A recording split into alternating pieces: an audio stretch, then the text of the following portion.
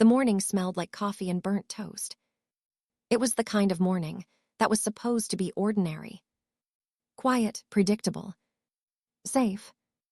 My son was sitting across from me at the kitchen table, still in his school uniform, still half asleep, still believing that nothing in his world was about to change. And then, my husband slid a white envelope across the table. He didn't look at me when he did it, just pushed it forward, like it was paperwork, like I was paperwork. "Sign them today," he said. His voice was calm, too calm. "The sooner we finish this, the easier it will be." I didn't touch the envelope. I didn't need to. I already knew what it was. Caleb looked up from his toast. "Mom." I forced a small smile. "It's okay," I said softly. But it wasn't okay. Not even close. Louis finally looked at me.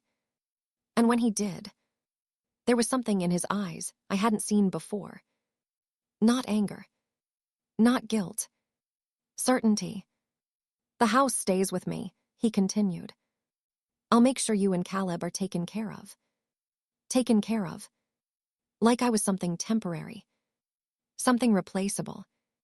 Then he added, almost as an afterthought, "You don't really understand how money works anyway." And that was the moment everything changed. I didn't argue. I didn't raise my voice. I didn't cry. I just opened the envelope. Because what he didn't know, what no one at that table knew, was that for the past 6 months, I had been watching. Not suspiciously. Not dramatically. Quietly. I noticed small things at first. The kind of things most people ignore. The way he started taking his phone into the bathroom. The way notifications disappeared when I walked into the room. The way he sat in the car for a few extra minutes before coming inside. Individually, they meant nothing. Together, they meant something was wrong. I didn't confront him. That would have been easy. Too easy. Instead, I paid attention. Because before I became a full-time mother, I worked as a paralegal. And in that job, you learn something very quickly. People lie. But numbers don't. So I started with the numbers. Late at night. When the house was quiet. When my son was asleep. When my husband thought the day was over. I opened the laptop. At first, I told myself I was just checking. Just being responsible. But then, I saw it. A wire transfer. $47,800. Not to a store. Not to a bill. Not to anything familiar. To a company I had never heard of. Northbridge Holdings, LLC. I remember staring at the screen, waiting for it to make sense. It didn't. So I clicked on it. And that's when something inside me shifted. The money didn't come from an investment account. It didn't come from a business account. It came from our account. The one we used for groceries. For school. For life. I leaned back in my chair slowly. The house was completely silent. And in that silence, I made a decision. I wasn't going to ask him. I was going to find out. So I downloaded the statement, saved it, and opened a new document. Date. Amount. Destination. It felt familiar. Like something I had done 100 times before. Because I had. The next night, I checked again. Another transfer. Smaller this time. Different company. Then another. And another. At first, I thought maybe I was misunderstanding something. Maybe this was normal. Maybe this was part of his job. But the pattern kept growing. And patterns don't lie. Weeks passed. I didn't say a word. At dinner, I listened to my son talk about school. I nodded when Louis spoke about work. I smiled when I needed to. But at night, I worked. 6 months. That's how long it took for the full picture to appear. 6 months of numbers. Dates. Transfers. Companies. Northbridge Holdings. Ravenwood Capital. Briarstone Consulting. The same names. Over and over again. Money leaving. Never returning. And then one night, I added it all together. Every transfer. Every dollar. The number appeared on the screen. $612,730. I stared at it. Not because it shocked me, but because it confirmed something worse. This wasn't an accident. This was a system. And systems don't build themselves. Across the room, my husband sat on the couch, typing on his laptop, like everything was under control. But it was. And he didn't know. That I knew. Not yet. And that's the most dangerous moment in any story. Not when the truth is discovered, but when only one person knows it. The strange thing about truth is that it doesn't arrive all at once. It builds. Quietly. Patiently. And once you start seeing it, you can't unsee it. I didn't confront Louis about the transfers. Not after the first one. Not after the fifth. Not even after the 10th. Because every time you ask a question too early, you give the other person time to prepare a lie. And I didn't want answers. I wanted evidence. So I kept going. Every night. After he fell asleep, I opened the laptop. The screen became my world. Rows of numbers. Dates. Movements. At first, it felt disconnected. Random. $22,400, Briarstone Consulting. $3,150, Ravenwood Capital. $15,600, Northbridge Holdings. Different amounts. Different days. But then, I widened the timeline. 3 months. 6 months. Then a full year. And that's when the pattern revealed itself. The same 3 companies. Over and over again. Money leaving our account. And disappearing. Not once. In 12 months. Did a single dollar come back. I remember sitting there. Staring at the screen. Feeling something settle inside me. This wasn't investment. This was loss. And then, something even more important clicked. The timing.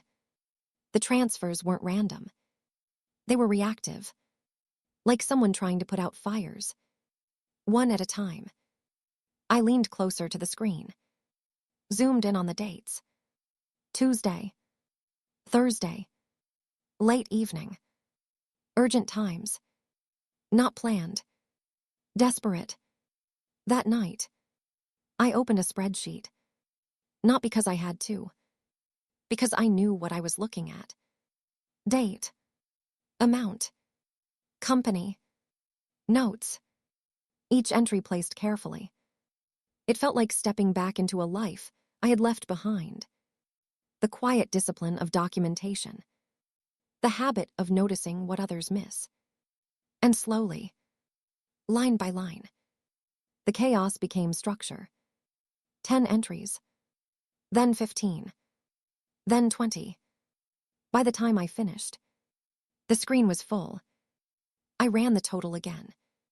Just to be sure. $612,730. The same number. Exact. Unavoidable. And that's when I understood something else. It wasn't just the money. It was where it was going. So I did what I used to do years ago. I started digging. Northbridge Holdings, LLC. Registered in Delaware. No office. No employees. Just a name. Ravenwood Capital. Same structure. Same silence. Briarstone Consulting. Another shell. 3 companies, created within weeks of each other. Invisible. To most people. But not to me. Because I had seen this before.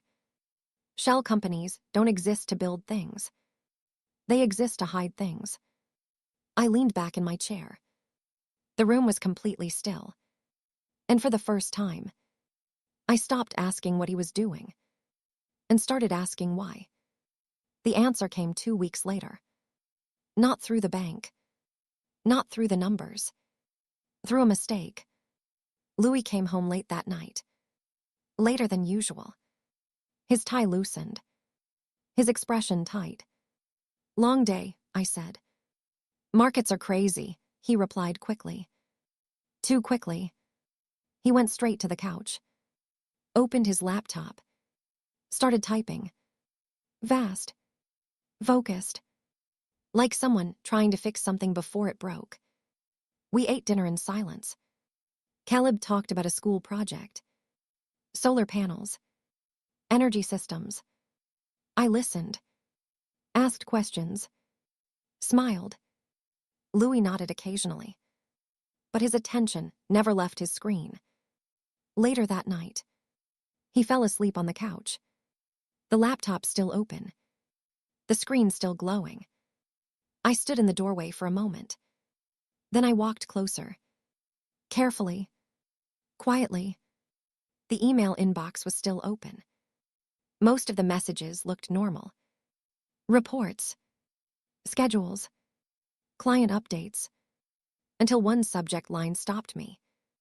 Margin call notice. Immediate action required.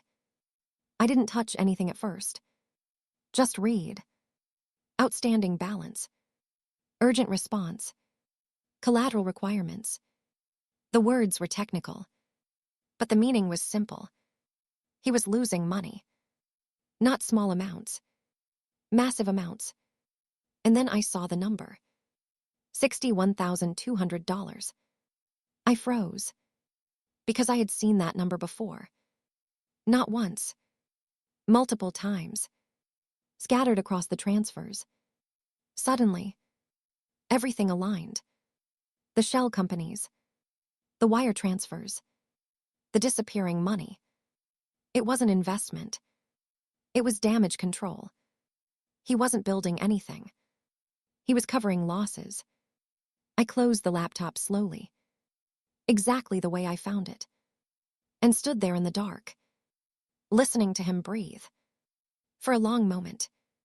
I said nothing. Did nothing. Because now, I finally understood the truth. This wasn't just financial stress. This was collapse. And he had been hiding it. For 2 years. $600,000. Gone. Moved. Buried. And not a single word to me. I looked at him again. Still asleep. Still unaware. And in that moment, something inside me changed. Not anger. Clarity. Because now, this wasn't a question anymore. It was a case. And I knew exactly how to build it. Once you understand one lie, you start noticing others. That's the thing about patterns. They don't stay in one place. They spread. After the night, I saw the margin call. I stopped looking at Louis the same way. Not with suspicion. With distance. Like I was observing someone I used to know. He still came home late. Still checked his phone constantly. Still spoke about markets and clients like nothing had changed. But now, every word sounded different. Because I knew what was behind it. Debt. Pressure. Panic. And yet, there was something else. Something that didn't fit. Because stress usually makes people collapse. But Louis sometimes looked almost distracted. Not overwhelmed. Occupied. Like his attention was somewhere else. I didn't chase that thought at first. I stayed with the numbers. Because numbers don't lie. But then, the next piece appeared. Quietly. Like everything else. It was a Thursday evening. Louis had just come back from what he called a client trip. Philadelphia. 2 days. His suitcase was still on the bedroom floor. Half open. I was putting his clothes away. Automatically. Without thinking. Shirts. Ties. Jacket. And then, something slipped from the inside pocket. A receipt.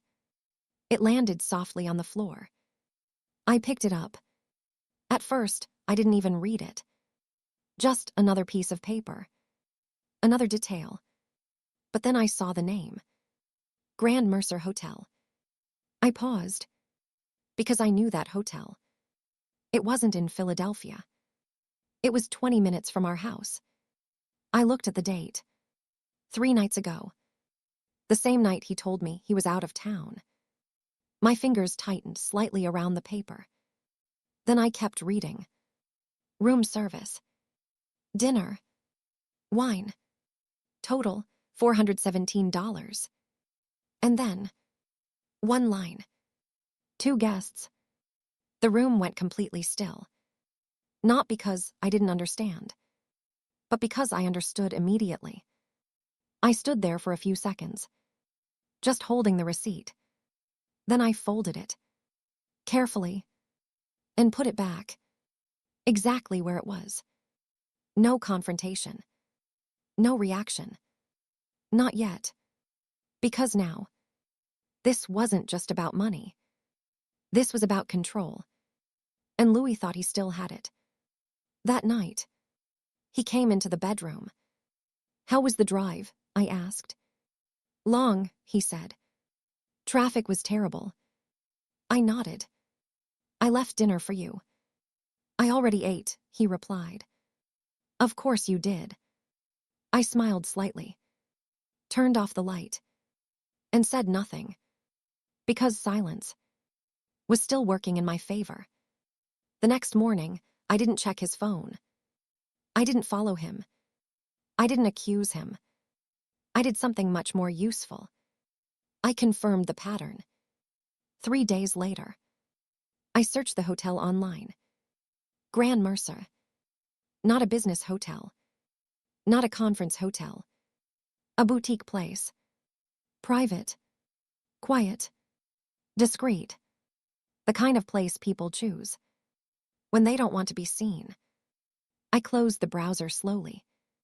And for the first time, I allowed myself to think it clearly. There was someone else.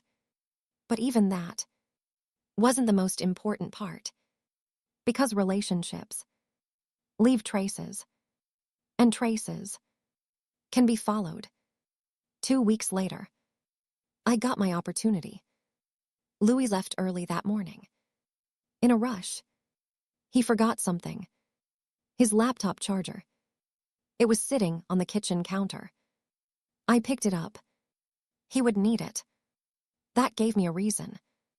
A legitimate one. To go to his office. I drove to Arlington just after noon. The building looked exactly like I remembered. Glass walls. Clean lines. Controlled environment. His world. I walked inside. I'm just dropping something off for my husband, I told the receptionist. She smiled. Pointed to the elevator. 9th floor. The doors opened. And I stepped into a different version of his life. People moved quickly. Voices low. Professional. Polished. I recognized his office at the far end. But before I reached it, I slowed down. Because Louis wasn't alone. He was standing in the hallway, talking to a woman. She looked composed, confident, mid-30s, a dark blazer, a folder in her hand. Nothing unusual. Except the distance between them. Or rather, the lack of it. He leaned slightly toward her. Closer than necessary. She said something. He smiled. Then, he touched her arm. Not professionally. Familiar. Small. but unmistakable. I stopped walking. Just for a moment. They didn't see me yet. And in that moment, everything aligned. The late nights, the hotel, the distraction, the second secret. Then Louis turned and saw me. "Ursula," he said. Surprise. Real this time. I smiled, held up the charger. "You forgot this." He blinked. "Oh, right." He took it quickly. Too quickly. "This is Caroline," he said. "Caroline Mercer, compliance." Compliance. I looked at her, shook her hand. "Nice to meet you." Her grip was firm, her expression calm. But her eyes observed everything. "I'll let you get back to work," I said. Louis nodded. As I walked away, I felt something settle inside me again. Not anger. Understanding. Because now, the picture was complete. Debt. Deception. And someone inside his own firm, who might already know, or worse, was helping him hide it. And that changed everything. Because secrets are dangerous. But shared secrets, they don't stay buried. They spread. And eventually, they explode. There's a moment, in every story like this, when everything could still go either way. Before the truth becomes official. Before the damage becomes permanent. That moment is where most people make a mistake. They react. They confront. They explode. I didn't. I prepared. 2 days after I went to Louis's office, I made a call. A number I hadn't used in years. Daniel Whitaker. When he answered, there was a brief pause. "Ursula," he said. "It's been a while." "It has," I replied. "What can I help you with?" I didn't explain everything. Not yet. "I need to understand something," I said. "Financial disclosure in divorce cases." Another pause. "Come by the office," he said. The next afternoon, I sat across from him in a quiet conference room. Same calm demeanor. Same attention to detail. I placed the documents on the table. Bank statements. Transfers. Notes. He read everything. Slowly. Carefully. He didn't interrupt. When he finished, he leaned back slightly. "These are from a joint account?" he asked. "Yes." "And the company's receiving the funds?" "I believe he controls them." Whitaker nodded. "Have any of the funds returned?" "No." Another pause. "Do you know the total amount?" "Just over 600,000. For the first time. His expression shifted. "That's significant," he said quietly. I slid another document toward him. The margin statement. He read it, then placed it down. "That confirms it," he said. Silence settled between us. Then he asked the only question that mattered. "Has he filed for divorce yet?" "Not yet." Whitaker nodded slowly. "Then you have something very valuable." "What?" "Time." That word stayed with me. Because time is what turns suspicion into proof. "Continue documenting everything," he said. "Do not confront him." "Why?" "Because the moment he knows you're aware, he'll start hiding better." I nodded. Then he added something else. "If he files and hides a debt of this size, the court can assign all of it to him." I didn't react. But inside, everything became clear.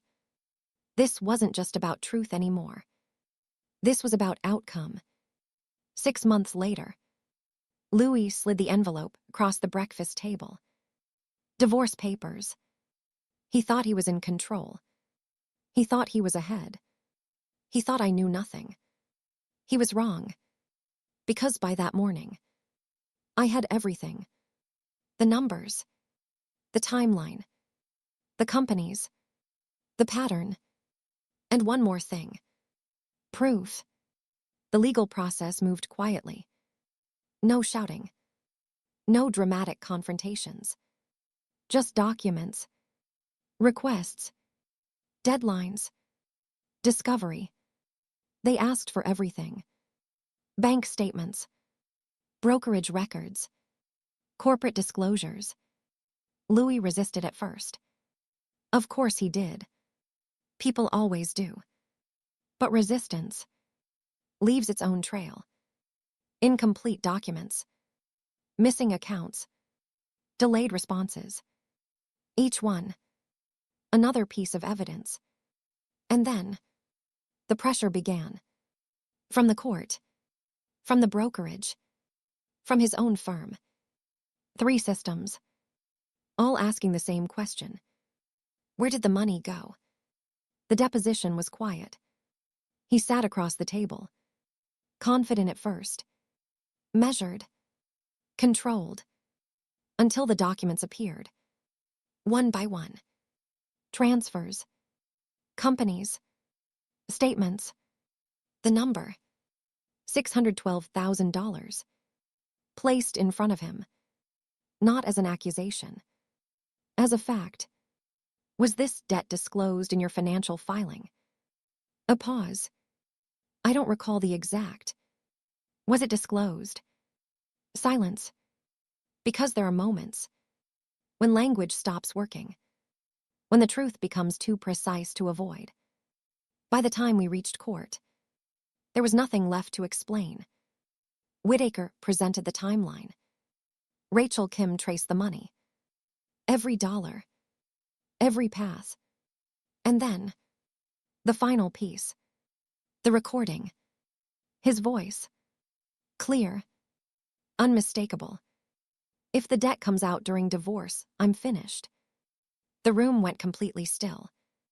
The judge looked down at the documents. Then at him. Why was this liability not disclosed? For the first time, Louis didn't have an answer. Not a real one. I thought I could fix it, he said. But the problem with that answer is that it doesn't change the numbers. The decision came quietly, as most important decisions do.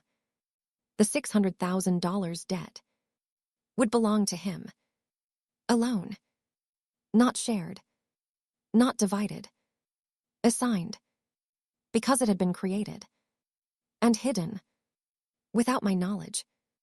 Outside the courthouse, there were no cameras, no headlines, just consequences. His firm placed him on administrative leave, then terminated him. The shell companies were dissolved.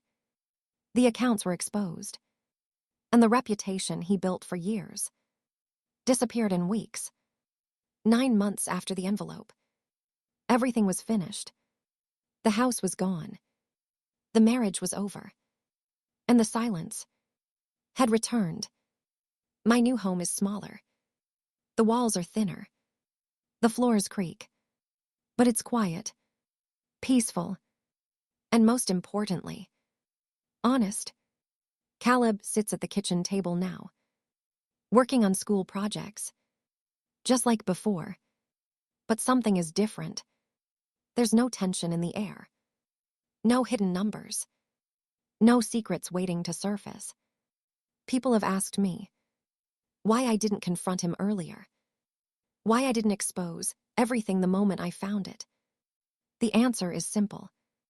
Because truth is strongest when it doesn't need your voice, when it speaks for itself, through records, through time, through facts that cannot be denied. Louis thought he controlled everything. The money, the story, the ending. But in the end, he didn't lose because I fought him. He lost because the truth was already written. And all I did was let it be seen.